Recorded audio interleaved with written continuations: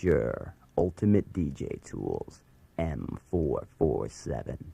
Are you armed for battle?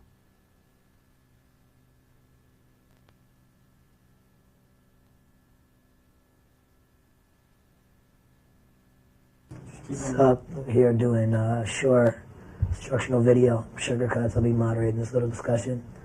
Introduce yourselves. I'm Rapmatic. Petrix. J-Rock. Mixmaster Mike. We're gathered around here in my living room. We got Wiz, Rock Raider, Mr. Sinister, Total E, Rolly Roll, and we're just gonna discuss DJ issues. And I guess I started off by saying that I started out DJing when I was 12 years old, and what attracted me most to DJing was being able to control a crowd, like playing music and watching people just enjoy themselves, and like the various emotions people would show, for me was like a real attraction, opposed to like MCing or graffiti writing. Like I was exposed to a lot of different forms of hip hop, but DJing definitely stood out the most. And I will attempt to explain the basic steps towards beat juggling. You know, people see like a Total Eclipse or Rob Swift or Mr. Sinister and want to just automatically do all the technical, you know, Method Man routines, biz routines and stuff like that. But there's certain basic patterns that prepare you for that. I'm going to use Phil and James or Funky Drummer by James Brown. And it sounds a little like...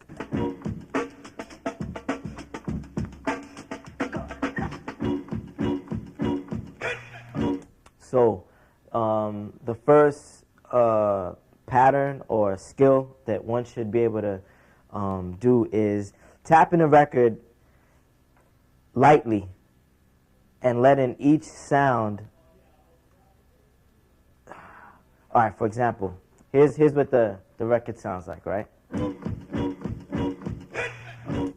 Now I'm going to break each sound so that it sounds like a slow version. Now I'm not slowing the speed down. I'm just tapping each sound slowly. 1, 2, 3, 4. So I'm tapping the vinyl, and I let you hear the sound. I pick up my hand and let the next sound come in, and then I tap it again to stop it. And you're going to hear the sounds break down. And this is what it sounds like when you tap the record. So you're slowing the record down, and by tapping the record, you are controlling the record. You're not letting it play. That's the beginning stages of beat juggling, is being able to control the record by breaking each sound that you want to use in the beat juggle, and you got to do it on both sides of the turntable. And at the same time, when you're breaking one turntable down, tapping the record, and letting the sounds come in slowly, you're backspinning another. So it's almost like tapping your head and rubbing your stomach at the same time. You know, it's like it could be confusing at first, but the more you do it, the easier it gets to do. So you want to be able to do that on both turntables. So this is what it sounds like.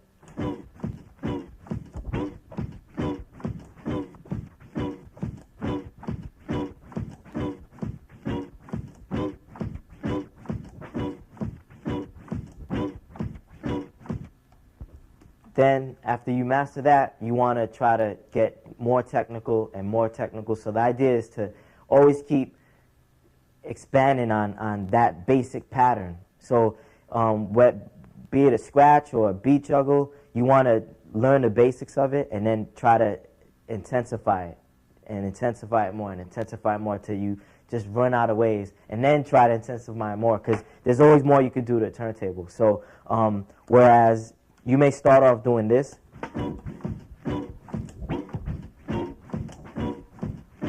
after a while you start adding a scratch like this.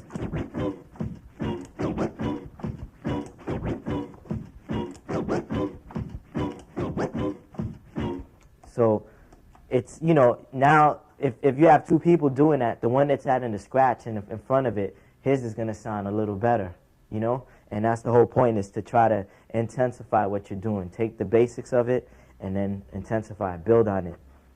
So that pattern allows you to branch off into other patterns and more complex ways of beat juggling. So let me see, another pattern which Steve D basically invented, which I don't know if there's a real name for it, but you know, people call it the 1-2 pattern, and this is what it sounds like.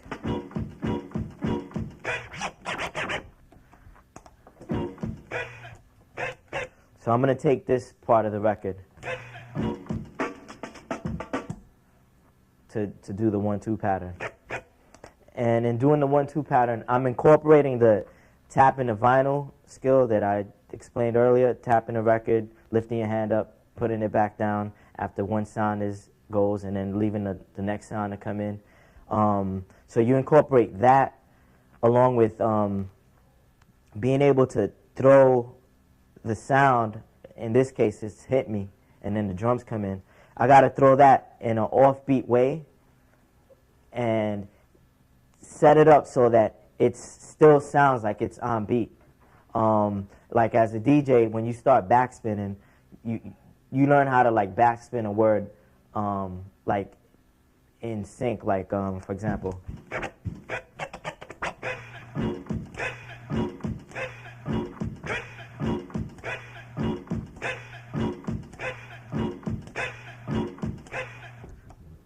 But when you're doing beat juggles, it's important for you to be able to throw things off beat, but still have the skill to use the tapping of the record to slow things down at the right time so that whatever you're throwing off beat falls back on beat.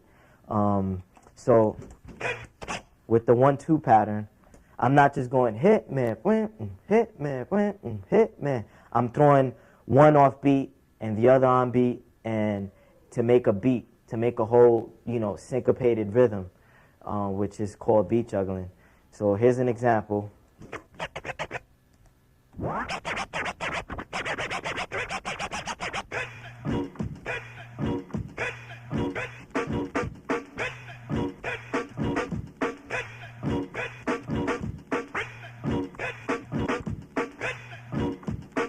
So it's a mixture of backspinning. On one hand, you're backspinning because you're using both sides. You're going from left to right, right to left. And then you're throwing one of the records off beat and catching snares as well and repeating them. So that's why you call it juggling, is because you're taking the sounds and like repeating them, but you're doing it like in a rhythmic way. You're not just going hit man, hit man, hit man. You're repeating sounds, but in more of a rhythm. And in order for you to do that, you got to be able to throw sounds off beat and manipulate a sound that may come right after you. For example,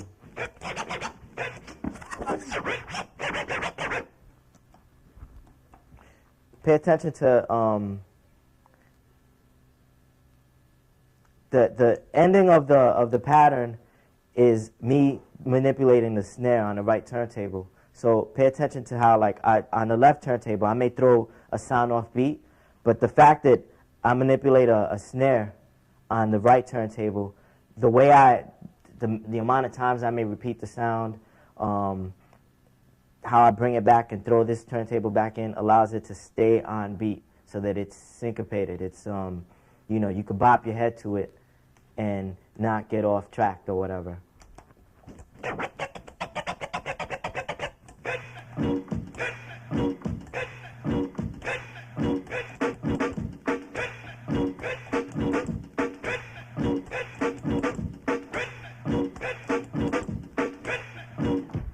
The reason I think they call it the 1-2 pattern is because you're starting on the left turntable. So, for example, that's the one, the hit me.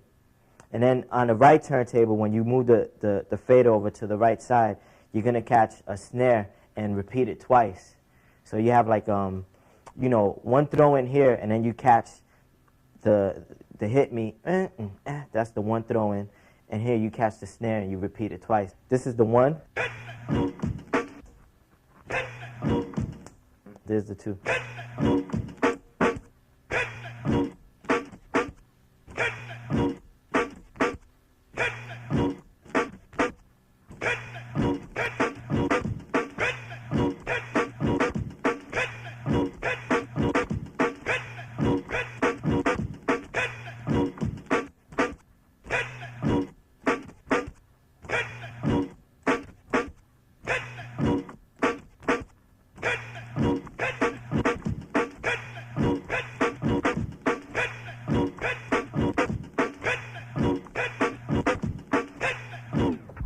Now, from here,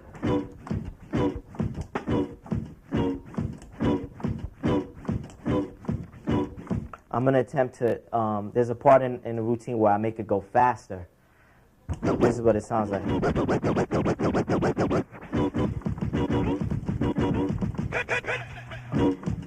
And that's, you're incorporating the ability to backspin, tapping the record, and then when you intensify it, now you're incorporating the movement of the fader real fast from left to right, taking each sound and not just using, one hand to slow the record down, but now you're speeding it up using the same technique, tapping the record, but you're going faster now. So the basics could evolve into like a lot of different things, so it's important to know all the easy stuff first. This is what the routine sounds like in its entirety.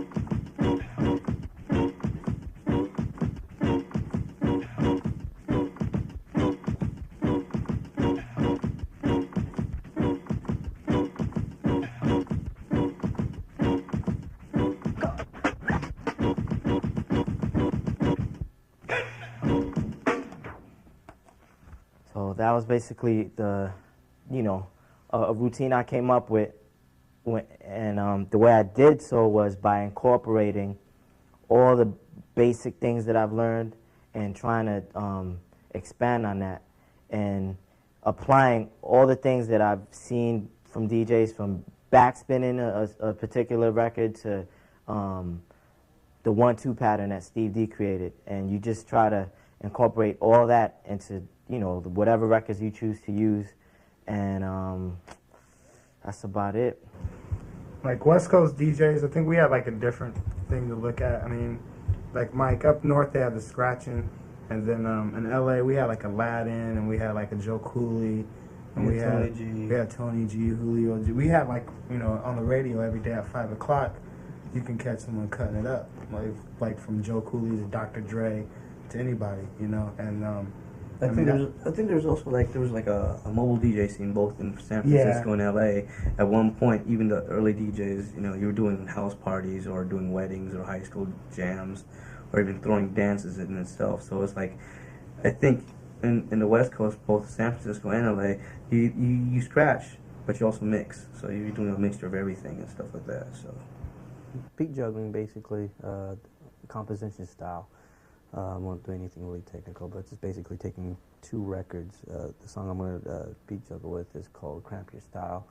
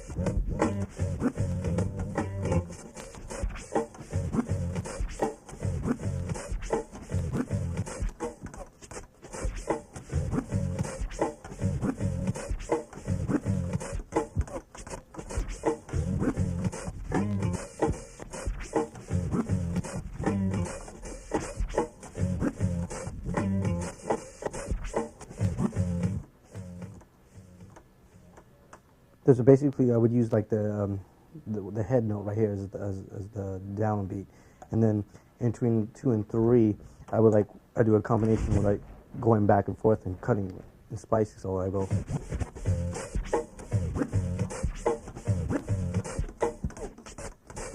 Right there is when I transform right there. It's different combinations.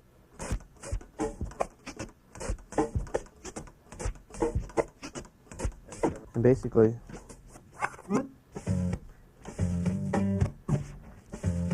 so it's just cutting this off. So I was like,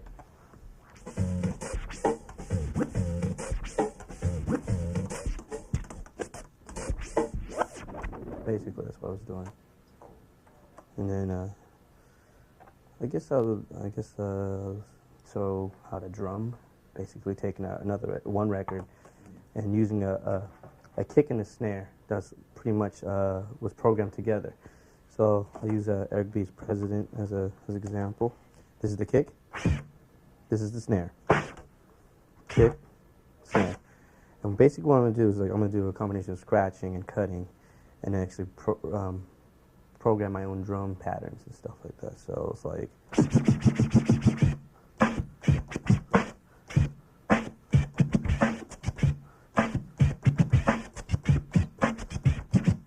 What I'm doing is transforming and stabbing and doing a little scribbles in there. It's a combination of scratches and cutting in and out from the kick and snare. So spacing it apart, like,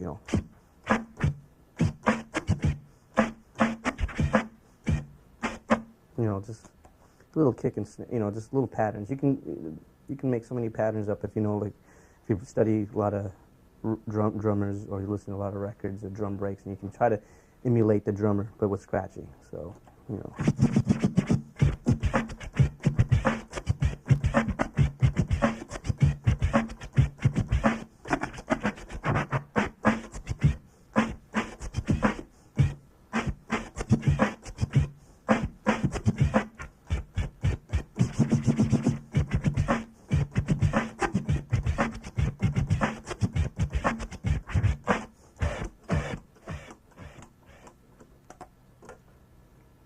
I mean, to me, the way I take it is I like to do as much as possible in little time. Like, if I can fit a spin around, if I can fit a shoulder spin or something in my jug where I want to add it just to keep both ends covered. This way it sounds good and it looks good. And even though it sounds good, it's technical, and the tricks that I'm doing with it is technical as well. This way, just to keep that balance, My name is Rock Ritter from the Executioners. And what are you going to show us? Right now, I'm going to go through some body tricks, some combinations. Okay, I'm going to use which is 3 words. I got certain tricks that I do with just the bells.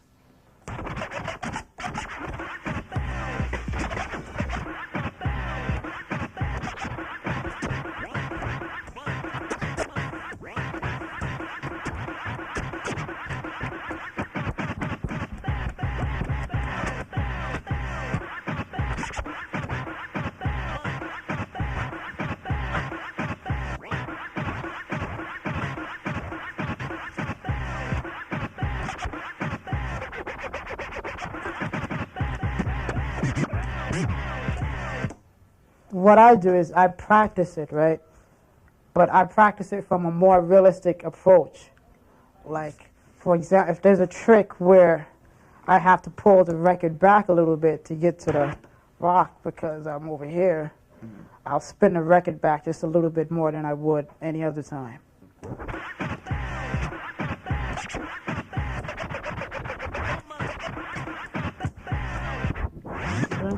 I do certain tricks for certain parts of the record. Like I might move the fader from behind with my back and go, because you need that little bit of extra time to get it on. And then again, you want to keep it on beat, so you need that little bit of extra time that the rock does give you. So it's like rock the bells this way, because there's no other way to do that trick if you go off beat, you're going to sound off beat. You don't want to do that. So you want to keep the trick sounding clean and looking, you know, and looking. I mean, once you practice it and just really get used to doing the trick, that's the key. You have to get used to doing the trick. You have to be able to execute your trick while you're drunk.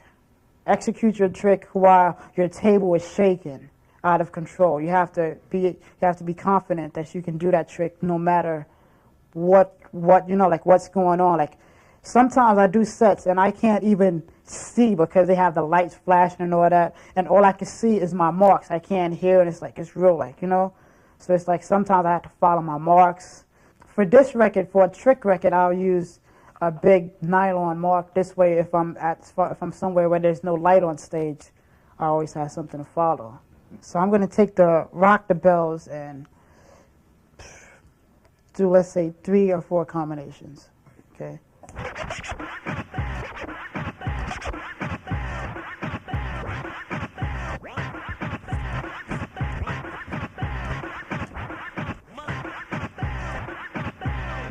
What happens is, all this at the same time, you always have to remember that I have to backspin this record. So my arm is grabbing this, bringing this back, and going around like that.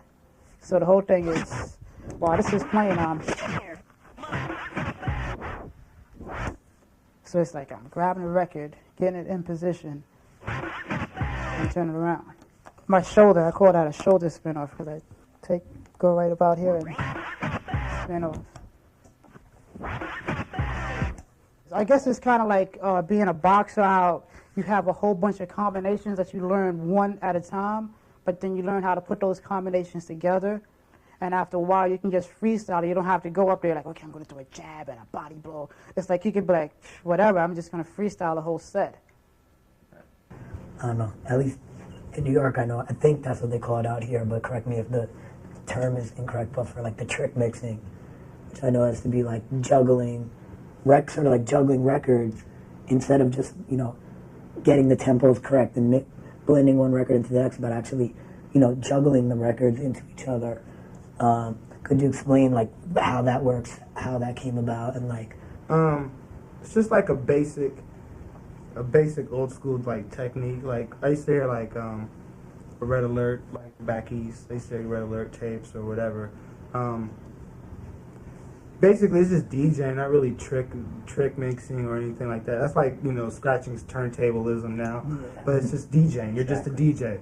You're just straight. That's what you are. You're a DJ. I mean, you can be a turntablist and all that. That's a cool title, but like for the most part, you're doing the same thing DJs were doing, you know, back in '83. Kool Herc or Bambaataa or whatever. They were just DJs, but like it's just basically like I don't know. I can't even explain it. All right. Right now, I'm just about to demonstrate trick mixing. I'm using Large Professor, Rhymania 99. This is the normal beat. This is basically the loop. And the drums running. So two same things. So I'll just like play that.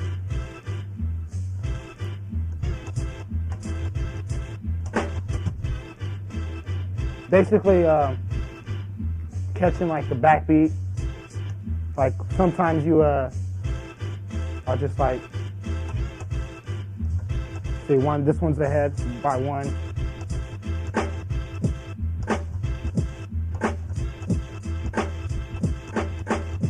See this. Or so that's just the basics right there. And just sometimes you can like take out the snare or whatever when you do it, or you can double up on the snare. Usually, so it's just this one's one ahead, and this is the main beat. So one beat ahead, one snare, one drum, whatever, one note, and then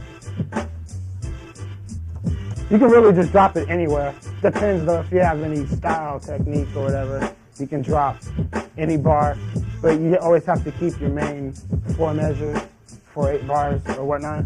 So it'd be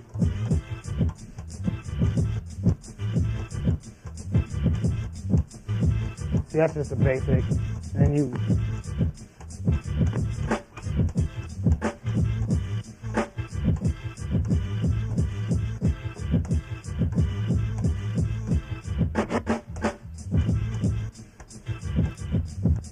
now it's back to the,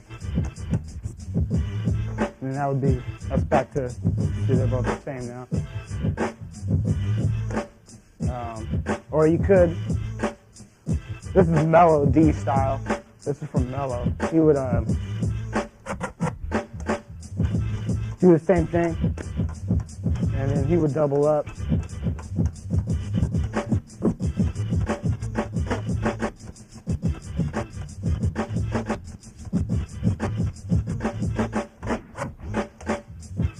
Back to normal.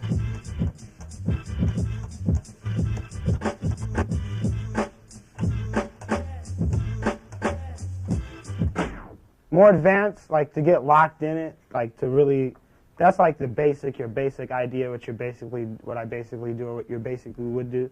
Like the 4 back or the 1 ahead or all that. So like, if you're really doing, like trying to really do something, you could like, you could just start off with that. We'll just start with that, speed it up. Tempos have to be the same, of course.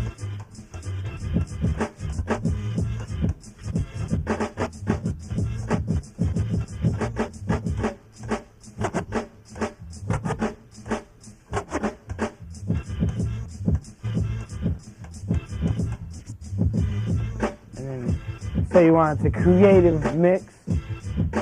Say I'm gonna go into Mobb Deep Quiet Storm and like creative mixing, just trying to do something different, not really just play one record. Like, you could do this. Most DJs, when you're mixing, you would probably like throw it in, or you can mix it, or you could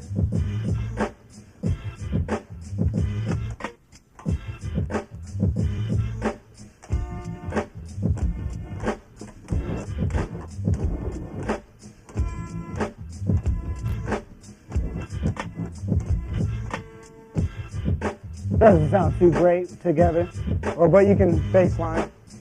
I'll just do basic. Same principle from the Rhymania, 1 beat ahead. So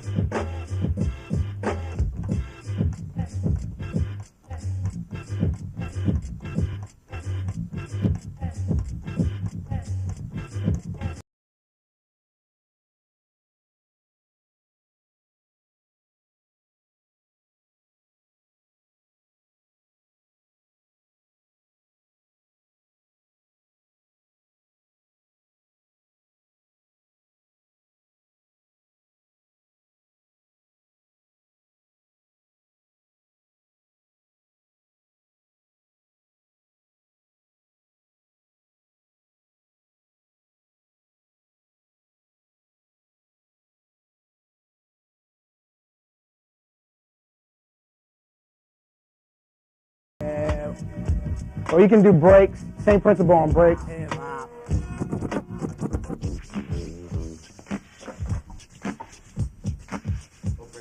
This is Sing Sing. It's by a group called Gas. It's on a South Soul label. It's an EP, but I'm using Ultimate Breaks right now. Number 4. Every DJ should have these. See, that was just basic mix. We'll just do basic.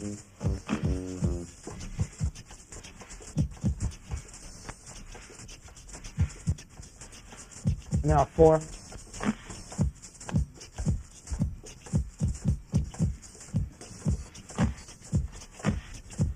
Bring it 1 back.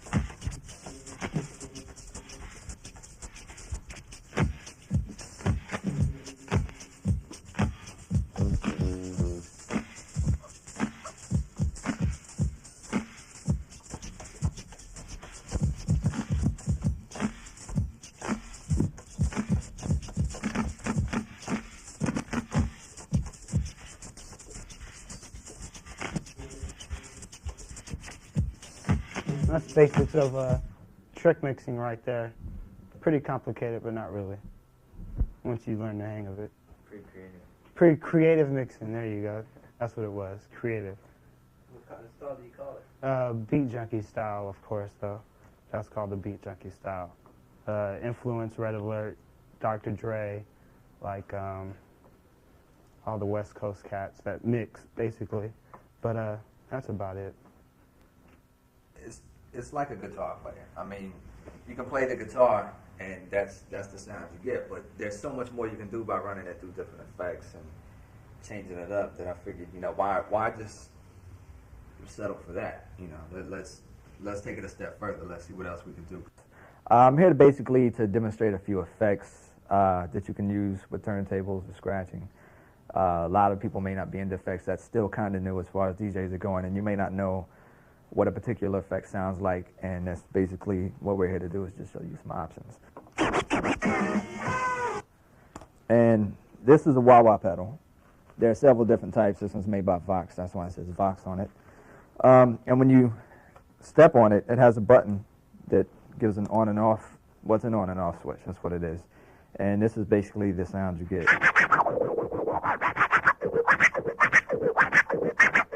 As you bring it down, you get more of a low end. Some of the highs come out, and you get like a filter effect on it. And it sounds more like a guitar, I guess. It's basically a guitar. She used it.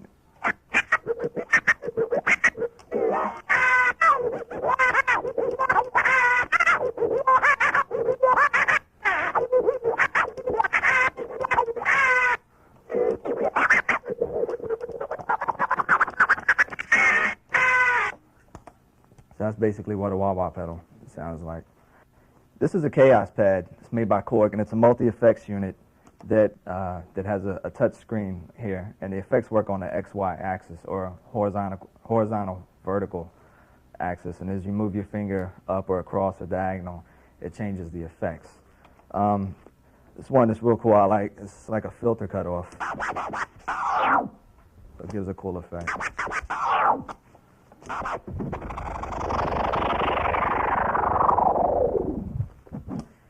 I was thinking, well, since you have to touch the screen to change the effects, how can you scratch the record, move the fader, and do all that at the same time? But it has a hold function on it.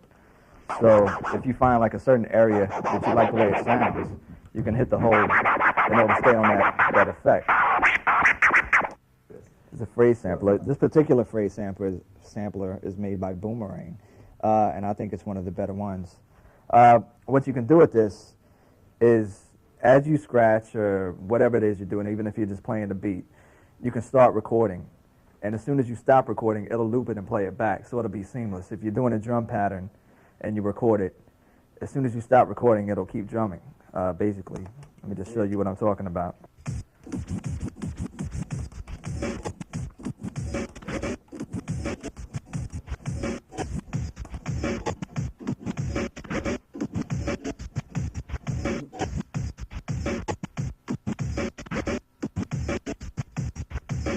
Now you can take another sound, like the guitar we used earlier, and you can add that to it, on top of it.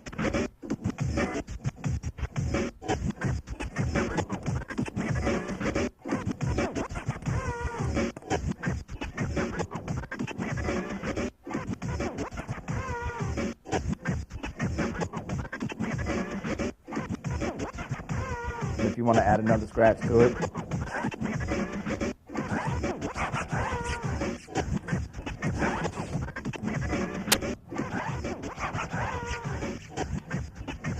and that's basically that. But you can lay down like a drum track, a bass line, a hi-hat track, your scratches over it, and just build an entire song just right there as you play it. I'm into like really producing scratch soundscapes and actually trying to make music of the art, and taking it live on the road with me and trying to perform the songs as I do on my records. Really trying to make music out of the art, really. Scratch producer, scratch traffic controller. Who are you? Oh, I'm Mixmaster Mike, by the way. Yeah. Invisible Scratch Pickles, DJ for the Beastie Boys. Okay. Planet Draconis, and I got this trick here where you purposely make the record skip. So it's a Moog skip. So purposely skipping, I have a drum cut underneath this one, underneath this sound. So I use the up and downs with these two fingers, and I create like my own song.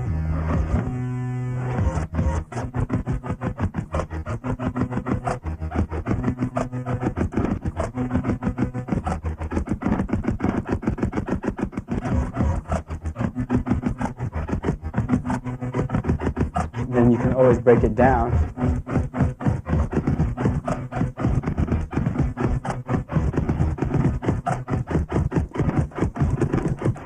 Then I'll go solo on the drum.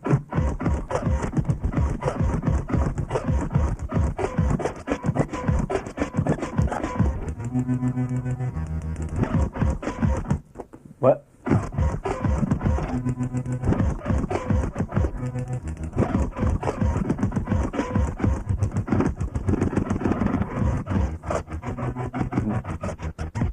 Okay, so it's called the record skip trick. I grab a sticker and locate the exact groove on where the tone is. As you see, you really have to have a sharp eye for this trick. You really have to just place the sticker right on the intended Moog sound you want to make skip. So you grab it, you put it on there.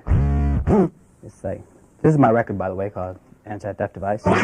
So it'll go like this.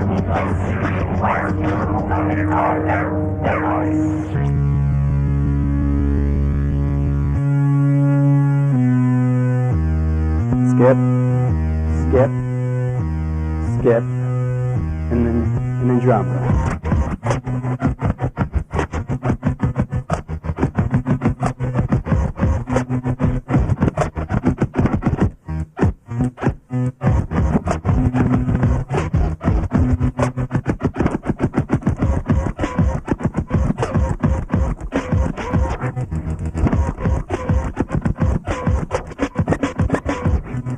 I use these two fingers right here. This finger, the index finger, controls the drum scratch, and this finger controls the Moog skip. So I'm really going like this.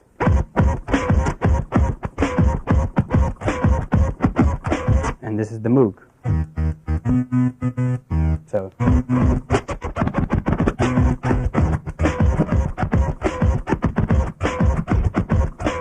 then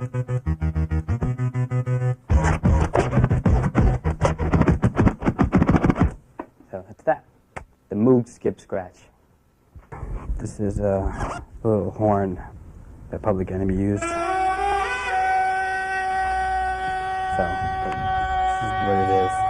Those who are familiar with sampling and stuff like that, that's that thing that Public Enemy used. And then you throw in a beat, and then you start the tweet.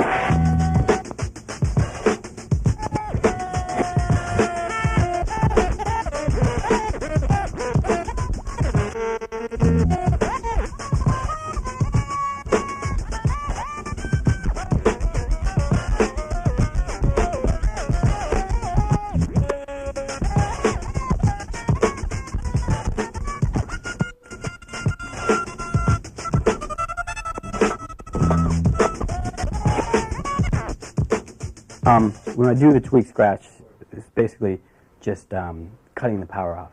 Okay. That's how I discovered it. I tripped over the cord of my turntable one day, and well, actually, our electricity got cut out for some reason. We didn't pay our bill, and I just wanted to find out a way how to scratch. So I plugged in my speakers, battery-operated speakers, plugged in my turntable, and then I was just, I need to scratch some way. I need to find a way. So I found tweak scratch.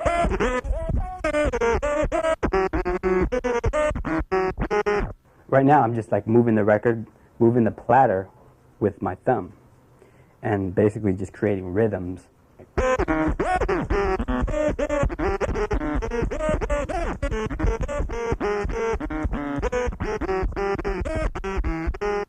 A platter wave tweak.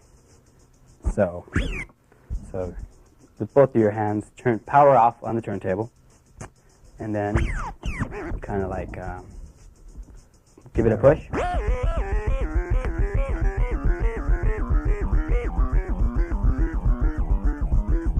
Kind of like playing the bongos, you know, like bop, bop, bop, bop, bop, bop, bop, bop, bop. So I'm like just like moving the platter with both of my hands. And that way you play a percussion. So that's the tweet scratch.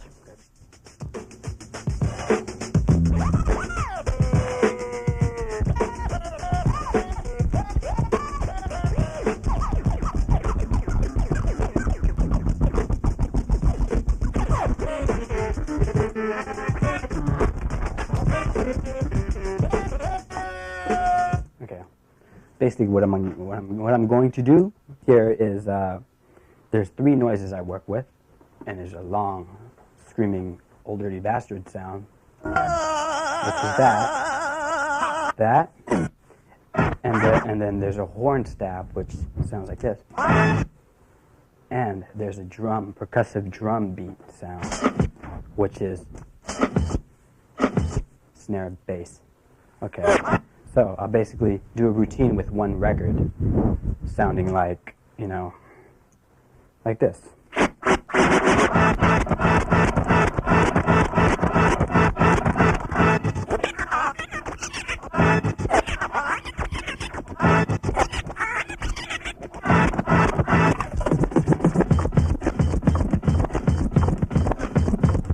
Drum.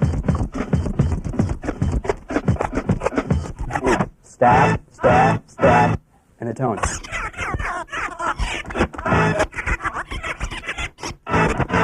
Drum.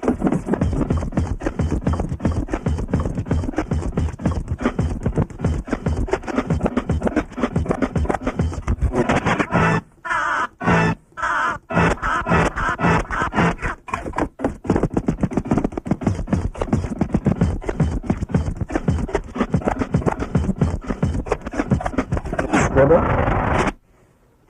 and end. So that's one turntable trick.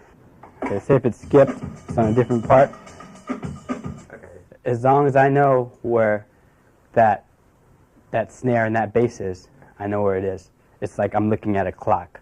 12 o'clock, 3 o'clock, 6 o'clock, 9 o'clock. So I know, for some reason, I just know that if it's skipped, like, I don't know, 8 beats, it's like 3 turns back, and then I'll get that. You'll find it. This. So say if it skipped like half a mile or something, you just like.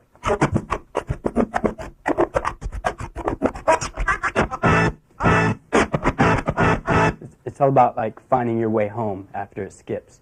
This is home. The horn stab is home. Then you know where everything is after that. I try to be funky and soulful, but Sinister is funky to like the 10th power. You know, like if I make your head bop, he makes your head bop like Carter. You know what I'm saying? And it's something about Sinister's beats that just sound real funky. So like, what is it about you think that, you know, or like when you sit down to in front of the turntables, like is it the record selection or? Well, I think like I listen to a lot of music, like different types of music, like R&B, hip hop, and some rock music. So it's like my musical, the way I listen to beats and stuff like that, and when I sit down to do a routine, is like I just want to make it pattern like a song. You understand what I'm saying? Like there's beat juggles, like for instance, like the kick, like the double kick snare pattern, the boom boom bap, stuff like that. And after seeing that, and after when I sat down with the Method Man, I just was like, damn, you know, I can take this somewhere. I can take this to the next level, and by rearranging things, like maybe a kick right here, and maybe take a hi-hat that somebody wouldn't think of using, and put it over here. But at the same time, the snare gets caught back there. So as it's going along, it's just a whole routine. It's like a track. You know what I mean? It's like it changes like every 4 bars. Mm-hmm. Like it's 4, then it changes another 4. Another 4, it'll be another pattern. Then the next 4 will be another pattern. You know what I mean? As many switch-ups as possible. And that's when I sit down and do my beats, that's what I think about. I think of them as tracks. All right. My name is Mr. Sinister, represent the Executioners. And right now, I'm going to display a style of beat juggling. I'm using this part right here. This is the execution point.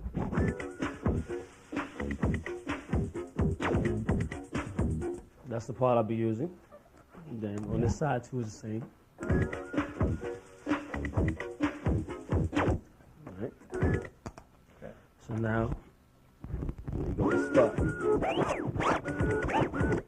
And you have to have like a point of execution, an intro.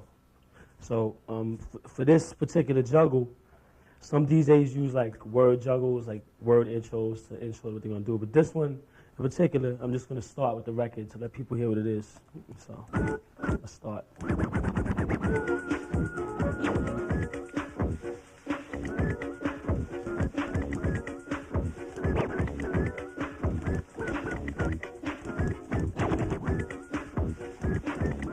Right now I'm catching the point of execution, backspinning, to set me up.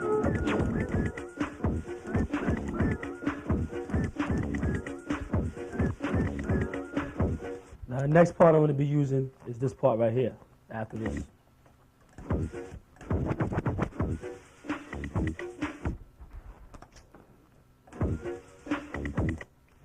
Okay, so that's going to be the second part I backspin to lead into the routine. So then it goes like this.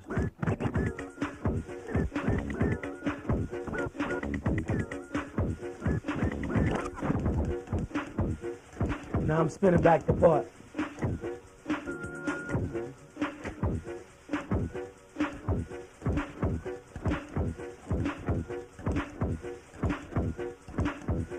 Okay. Now after this part, now I'm going to slow it down. I'm going to make it slower than what it is. I'm going to make it sound like my version of the song. I'm going to start from this part. This is going to be the execution point. Same point. So I'm going to start from there.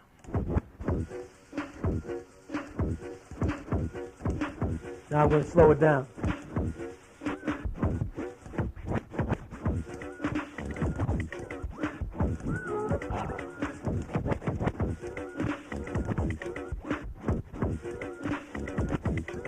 This is the first segment of the beat juggle. I do this for 4 bars. Right now, I'm slowing it down. I'm taking the execution point in the beginning, which is this, and I'm using on the other side this part, which is right after the execution point. And sometimes certain patterns that you do, you could throw a certain part in, and when you put the fader back, it automatically comes on like this. On this side, I use this, and then I use this point on this side. Then after I go boom, I put the fader over to this, and then I push the fader back, and the snare automatically falls. So just throw that in, let that go, throw that side in, and then put it back, and the snare automatically comes.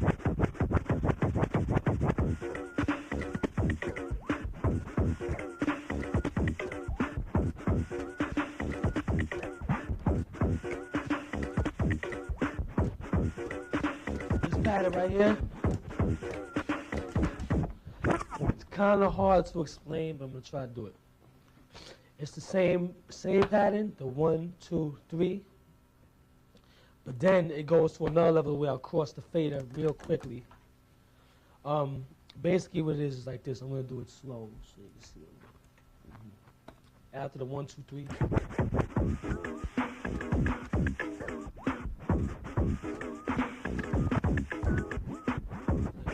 1, 2, 3, do. 1, 2, 3. I'm catching a little bit of each side of the record, but always going back to this point. So.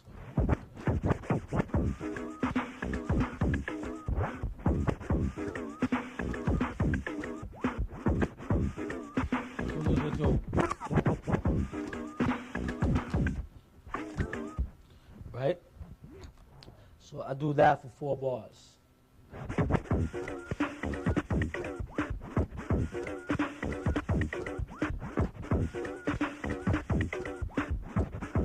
Now you switch up, swing.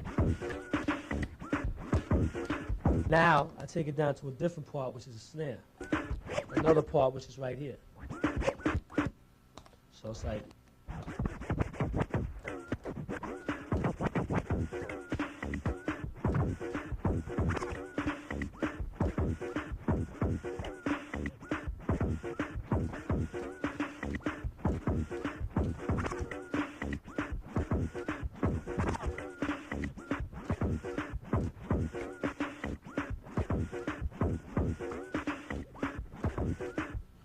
Now it's still 1, 2, 3, but it's actually moving the fader fast to actually catch little pieces of each side of the record, okay, which is this.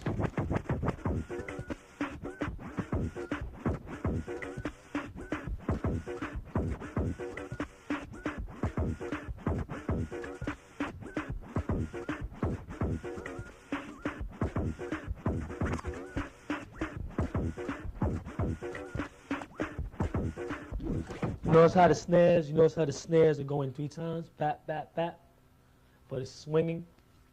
All this is 1, 2, 3, 4, catching different little pieces of the record. Okay, now this is a different segment, which is this.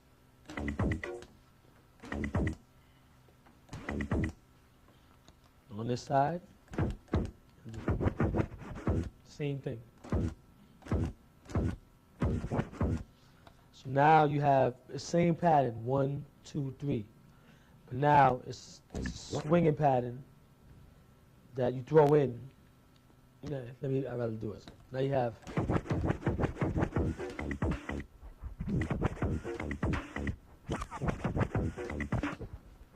One, 2, 3. 1, 2, 3. Now you have.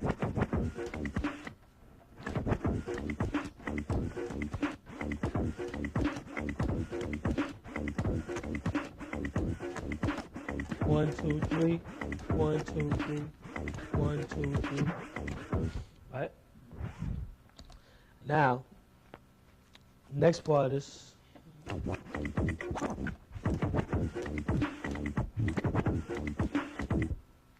now you have 1, 2, 3, 4, and 4 is this.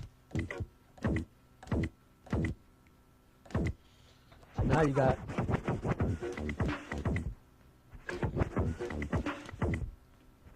One, 2, 3, 4. 1, 2, 3, 4. From this point of the routine, it gets more advanced. You know what I mean? So I just bring it all the way down the line.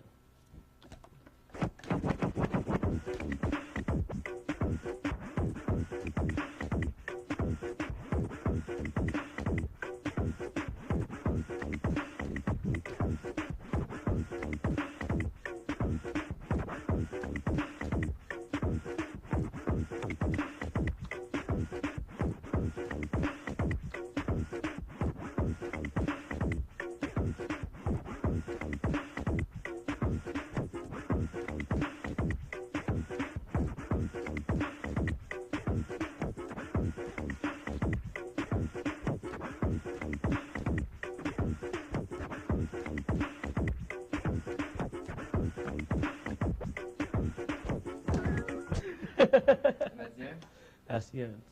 It's like most people that juggle, that maybe put the records they're using on 45, it sounds like the record's on 45.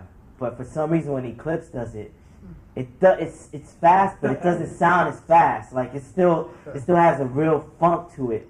And I haven't seen any DJ match that yet. Like like what is it about that style that you like? Just all the influences of me just liking hype music.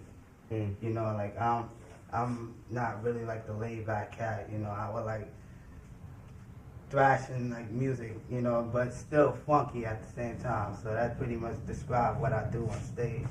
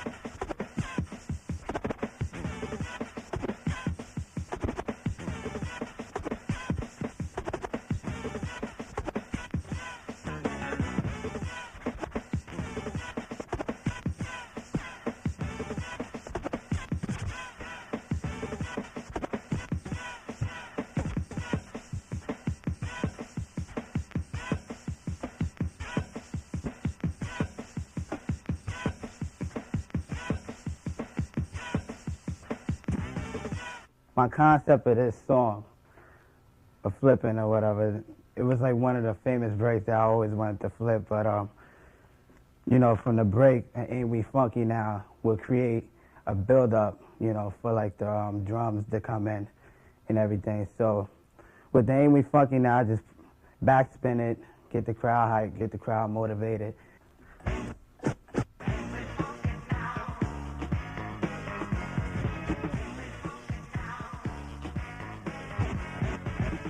So basically, I'm just backspinning like the theme of it.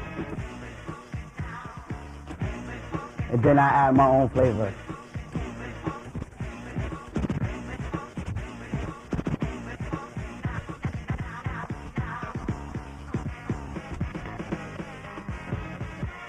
When I think of the routine that I'm coming up with, like, I just practice, keep coming up, you know, with like different patterns until it fits, whatever. And then whatever pattern fit with the transitions, I just go with that pattern. Like just basically from the beginning break, get the crowd motivated.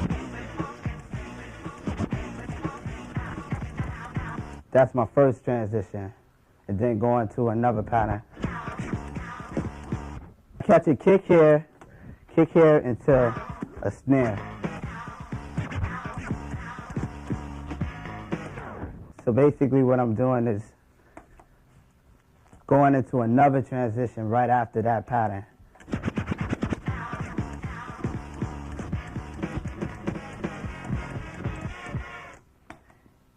And you have to hit like this, the kick and the snare like perfect or whatever, just like beats or whatever. Like the kick have to hit, you know, constantly after the end of the bar, like bah, bah, bah, to be like a complete beat. So that's what I do. I try to get all the kicks and then combine it, you know, into like a juggle, as if it's like a song.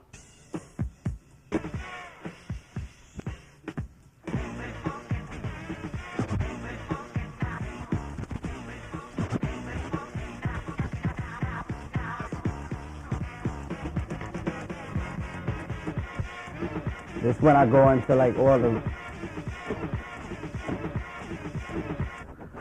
backspinning real fast and doing like different body tricks, you know, to get the crowd like more into it. And then I'll just hit them with the total impact.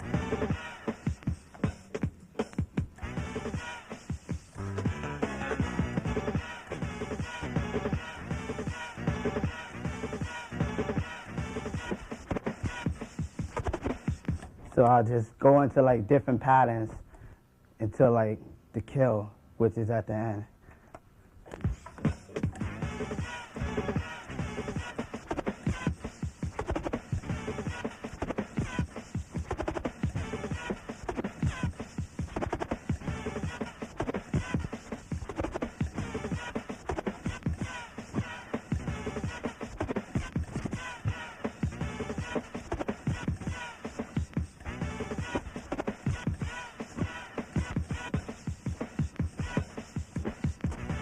Well, you get the point. That's like, a lot of my stuff is all accidents.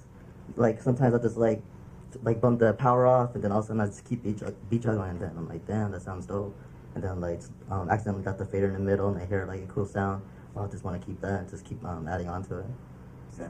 Is that advice too? I guess, I mean, just like keep your mind open. Like, you don't know what you're gonna hear, you don't know what you're gonna do, and then, I mean, just like apply what you do.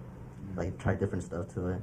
You never know what will come out. Just gonna do some beat juggling, like my style, I guess, beat juggling, like little innovation, more technical style. I'll be using Business by De La Soul. Be using like the beginning part for like little intro. Probably up to there.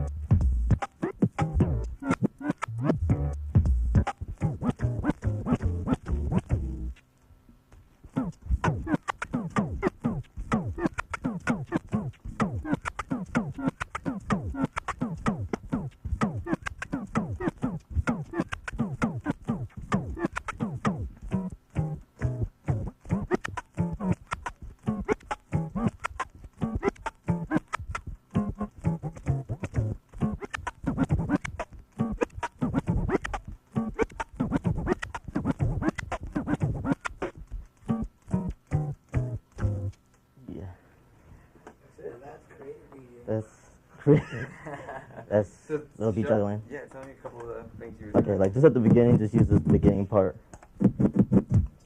Like what Jay was showing, just like basic trick mixing before. Just like little stuff to like to get into it.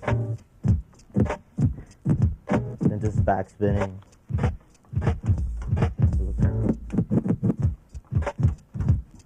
Just like back spinning at the beginning, and then just like he's doing like one in front of the other to do like a roll effect.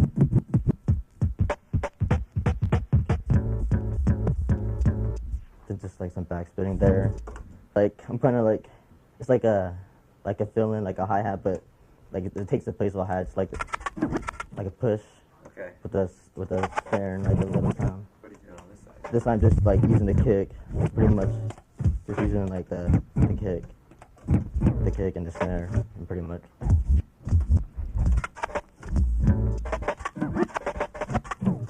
Like that. And then stuff like with one on 45, and then one on 45, one on 33. Just pretty much like drumming on each side and making the beat juggle at the same time. And this side is like that. I'm like doing the same thing with the 45 and the 33 to give it a different sound effect.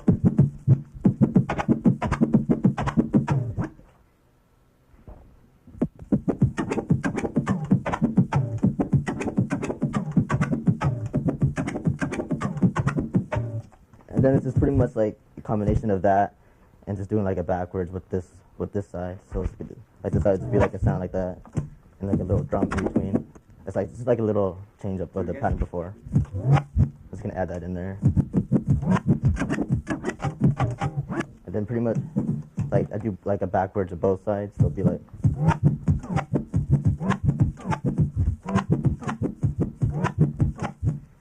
and then like more like a broken down part.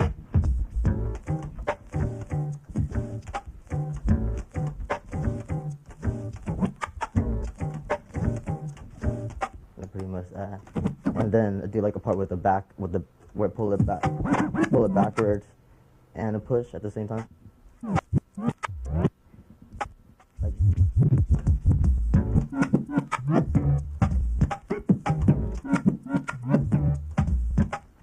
and then pretty much like the last pattern is like with the power off. Sometimes like my turntables be off and I'll just sit there messing with it. Then just make a beat out of it. Just accidentally turn it off sometimes.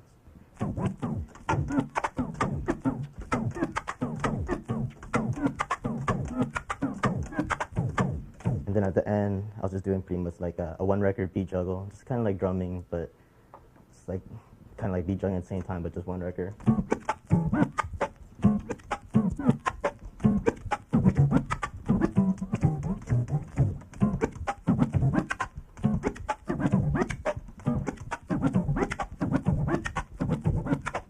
That's pretty much it. You know, not to be asked out or anything, but I am like just to say to you guys, because I am the product of what you guys done. Okay, I just gotta say that. Where you see Ross Swift doing his swings, going like boom bap boom bap boom bap, to Total Eclipse's fast juggling, which is like do do do do da do do do do da do da, from Raiders like body tricks and stuff, which you know I can't even do it and stuff. But yeah, I tried my best. And to Ross and to Sinister's funkiness, like the SWAT. You know, I try to combine all those and try to do what's been done, you know, and try to make it into another level. Sup, Willie Roll, 5th Platoon. All right, chill. Basically, I'm gonna show you my sucker routine, which this routine influenced me a lot to do other routines and stuff. It's my one of my fastest routines. Juggles, beat juggling and stuff. That's basically what I am. When I created this routine, I was thinking battle-wise. I was like, yo, how can I take a guy out, or how can I diss a person at the same time battle, beat juggling. So these things had everything. It had from the beginning like, hey yo, you want to battle? Hey yo, you want to battle? You know, that's like a good beginning and stuff, you know. It's EPMD's song, Bandwagon and stuff. So and right after that, right after I play it, hey, yo, you want a battle? I'm good to G.O. I put it on 45 minus 8 to speed things up. So now I'm setting up, I'm thinking like, what am I going to do while this is playing? So I say to myself, hey, let me mess with the pitches. I'll go 33 and 45. So it's like I'm doing something. I'm not just like battle. I'm good to yo. I'm not flossing or waiting anything. I want to do something and stuff. So basically, this is how the first part sounds. Hey, yo, you want to battle? I'm good to yo.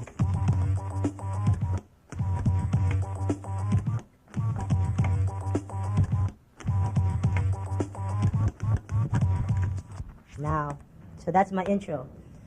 Usually when I beat juggle, I create stories.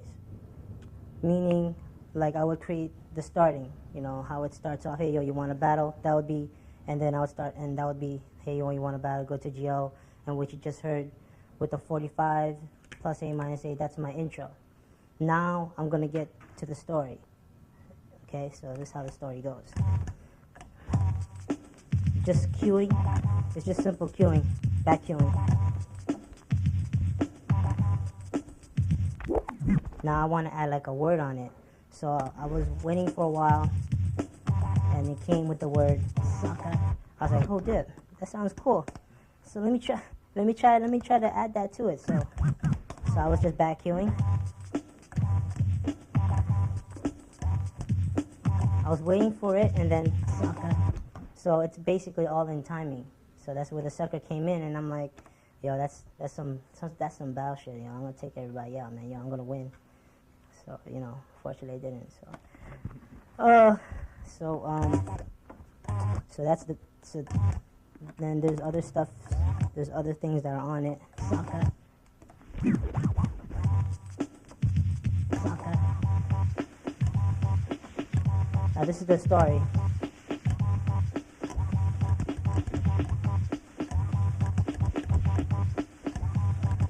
It's basically just doubling.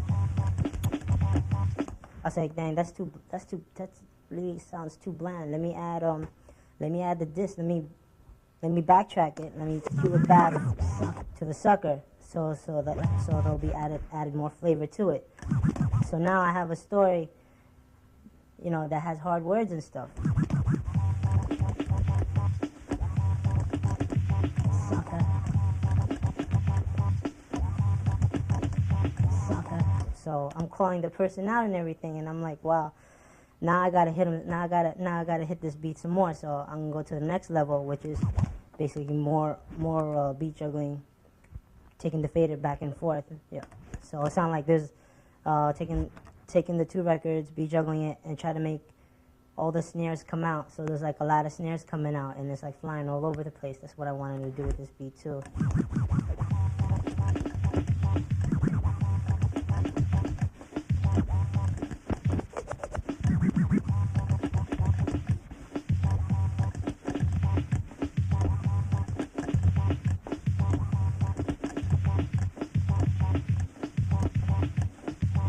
I was like, wow, okay, so all those snares came out. Now I wanna bring it back and say, you know, sucker to the guy. So I just cue it back. Sucker. Now the main purpose of the beat juggling is also breaking it down, making syncopated beats. So now it comes to my part where I start breaking it down and bringing it more into more deeper concept of beat juggling.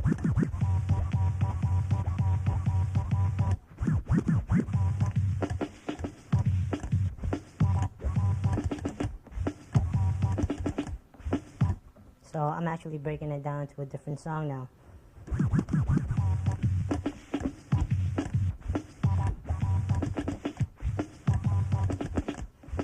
So I figured, wow, that looks simple. But if I bring it back more, I got the snare behind the snare, and it's hot. You know, it's almost the same concept also. So I try to make it look hard too. So there's a secret into this. you could tell that this is the same, what I'm doing now. Okay, hold on. So I bring it back to make it look harder. Voila.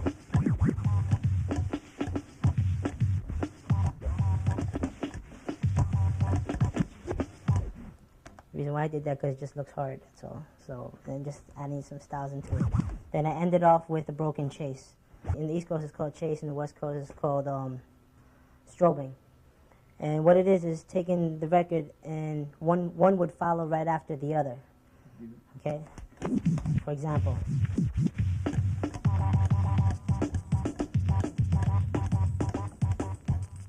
See, one would follow right after the other.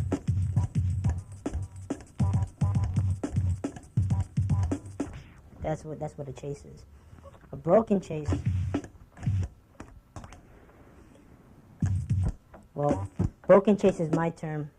I don't know if people use it, but broken chase is like where you take one or the other, left or right, and you're breaking only one down.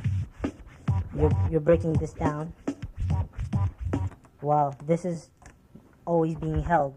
Like the sound will come out, but you would always bring it to that sound, the same sound. So you're not tapping both of them down. You're just tapping this down. Okay.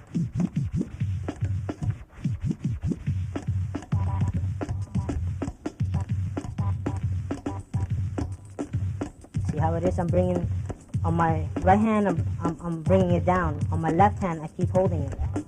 So that's what I call broken chase. And now I wanted to think of an ending. So the ending sounds like this. I said, oh, cool. All right, so they have the sound that sounds like it has the same sound like 4 times, right? And I was first, my ending was like actually gonna be a body check. All right, I was like, wow, it seems too hard, man. So I was just figuring out one. I was trying to figure like trying to slow it down or something, see how it sounds different. I was like, wait a minute, I could actually change the pitches. It's like, that'd be a cool ending. So it'd be like, bring it lower to 33, back to 45. And that's how sucker routine is made. Alright, this is called the sucker routine. Hey yo, you want a battle? I'm good to G.O.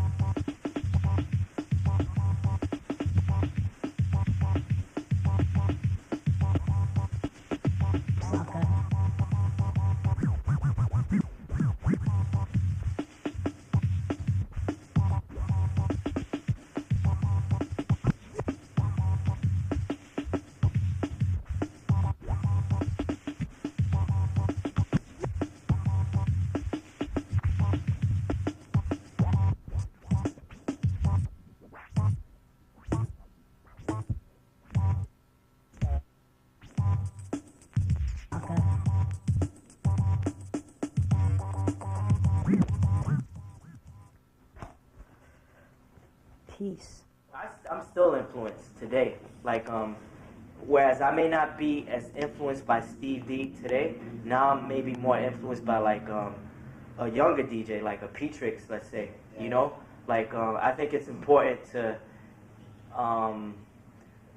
like as Wiz said, open your mind and allow yourself to take in all the information as far as DJing is concerned that is put out there every year, because if you shut your mind and close your mind off to like one particular style or one particular like era of DJing, then you don't allow yourself room to grow, you know? And that's where the, you know, I always emphasize like longevity, being able to stick around and cut alongside the younger DJs and still hang.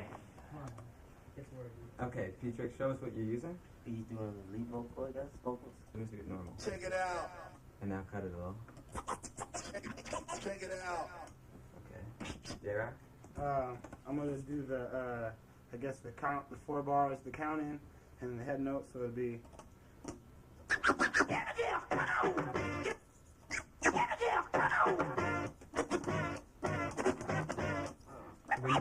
Explain what you mean by that. Like to tell everybody when to come in.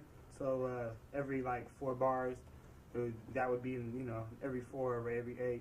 So we know when like Rhett will tune out, or he'll switch up or something like that. So like he'll know when to start, and he'll come in right there instead of just coming in on a. I don't know. Sounds a little better. And what do you got, Rhett? I have a kick and snare, bukkake, which basically I'll play the role of a drummer. So that's the sound of that. Play it normal, and I'll play what you're gonna try to do with it. Just do it a couple more times.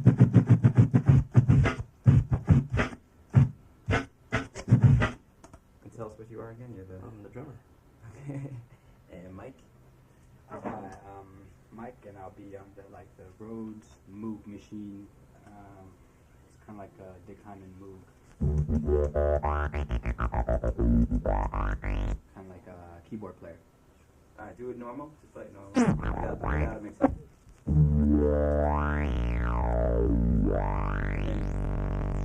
Mic effect on it.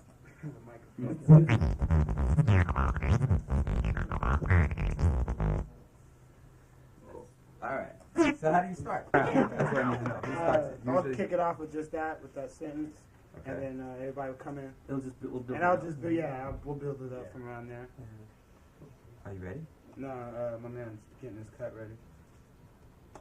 Let me switch his name.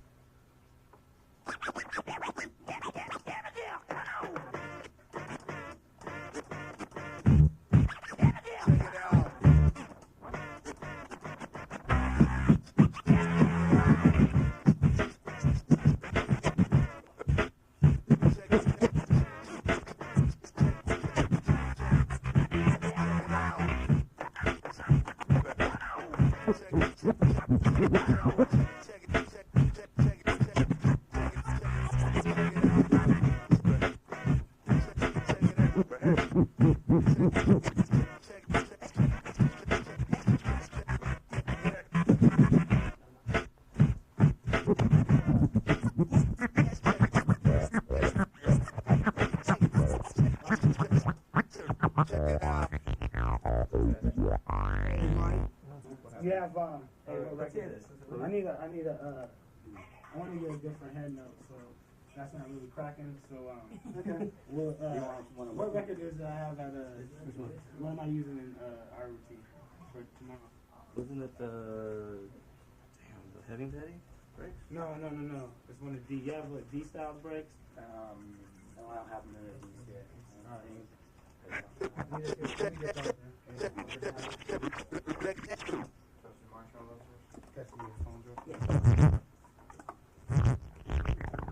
Whippersnapper.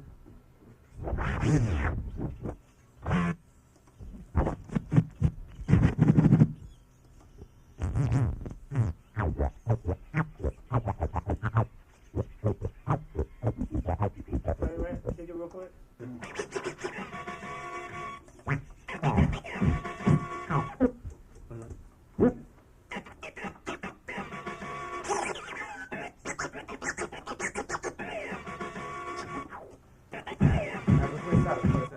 Tell us what you just did. I switched up from what I was using before to something a little bit more in it.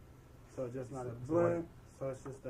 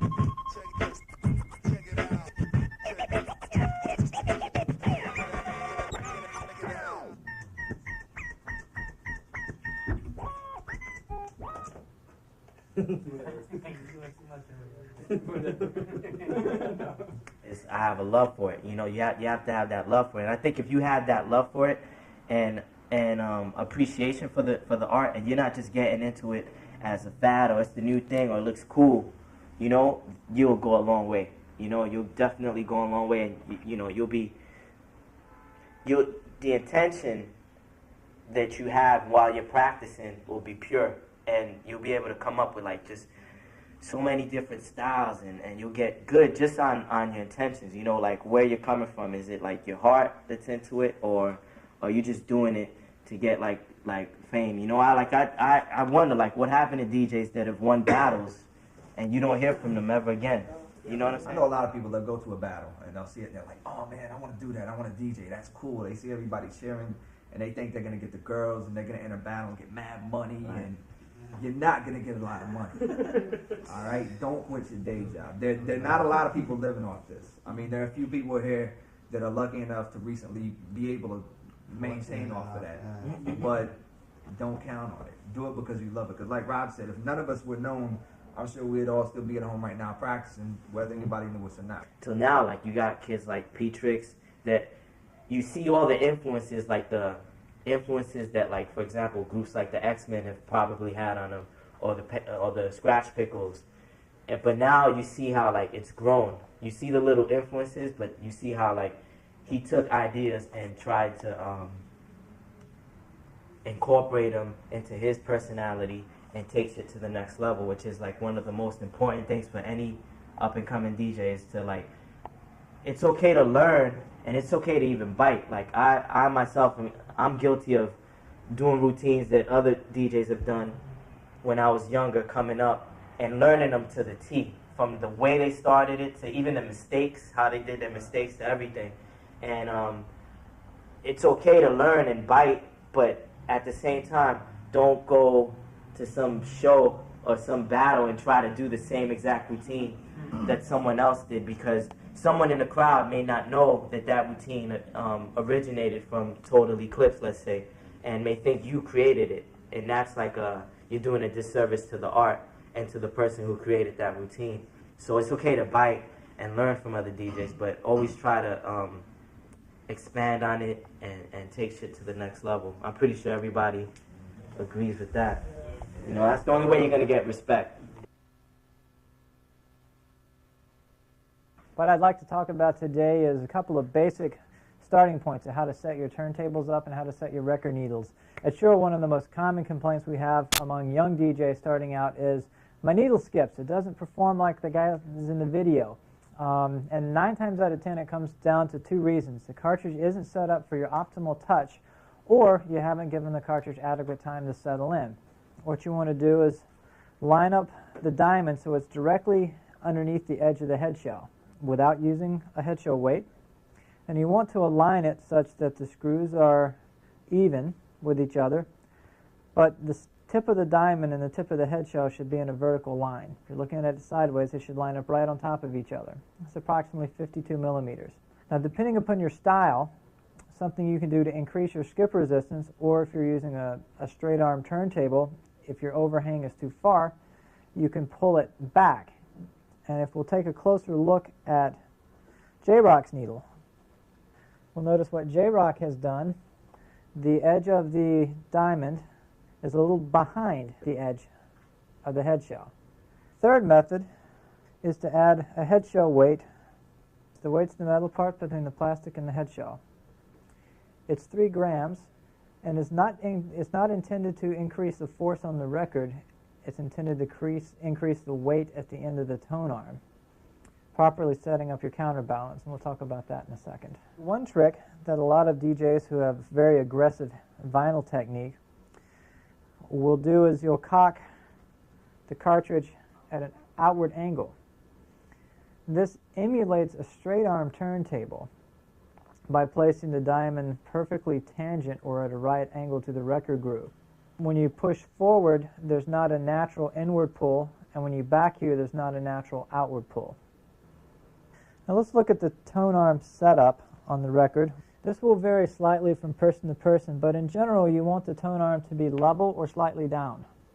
You notice that you want the record needle to glide, but you don't want it to be buried.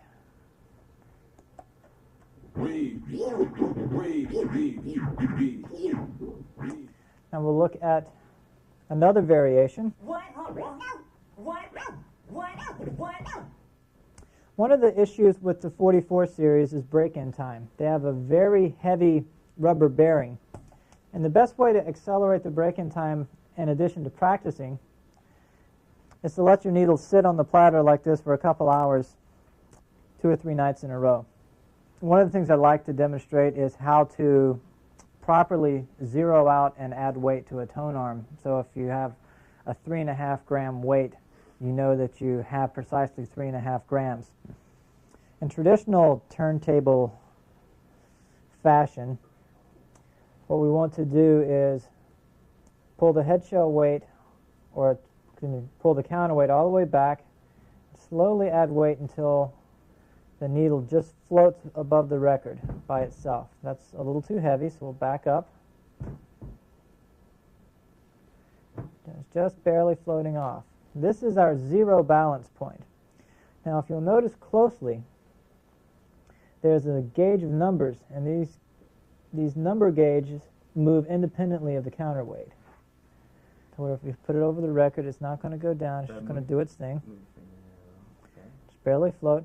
And we're going to zero the meter, or the reference point to zero. At this point, we have no weight on the arm. To add weight, I just rotate it. That's 1 gram. That's 2 grams. It's 3 grams, 4 grams, all the way around. We're going to leave it at 3.5. So now when I place the needle on, that's precisely 3 grams, which happens to be the recommended tracking force for the 44.7. Now, something that a lot of DJs will do in the unorthodox domain is reverse the counterweight. And when we reverse the counterweight, you take it off and you put it on backwards. Now, a lot of people do this out of habit, but what you're doing is you're pulling some of the weight further back, so you're not adding as much weight. When you do this, the dial is useless. It doesn't mean anything anymore, and you're setting it up by touch. One important thing is to only use as much weight as necessary to get the skip resistance for your cartridge. With the Shure cartridges, if you add too much weight, it will increase your skipping. In general, if you add too much weight or more weight than necessary, you also increase your record wear. And as we talked about earlier, a lot of records are hard to find, and we don't want to tear them up unnecessarily. So for this, I'm going to back a little weight off. Had it a little heavy.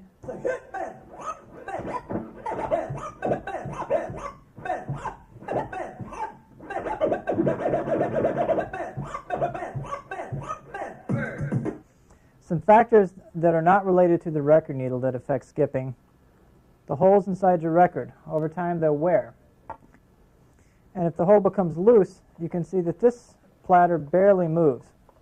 But after hours and hours of juggling, this hole will get bigger. And you can see, if you look really closely, there's a few pieces of Scotch tape on the inside to take up the extra space. Another issue is your slip mat. Your slip mat should be very, very slippery. Most of the time for scratching, your slip mat should not stop the platter. And if we watch closely the edge of the platter, when I pull backwards, you'll see that the platter doesn't stop. Something else that can cause inconsistent performance is if your tables are on an angle. You want your tables to be level and a level playing surface. At some point, I can make anything skip if I hit it hard enough. Anything else? Also, sometimes on your scratch pads, kids out there, sometimes your scratch pads aren't good enough to slip back and forth by themselves. So what some DJs will do is get the slippery plastic, from a record that you would get, the plastic, and cut it to a form of the record or the form of the scratch pad and put it underneath.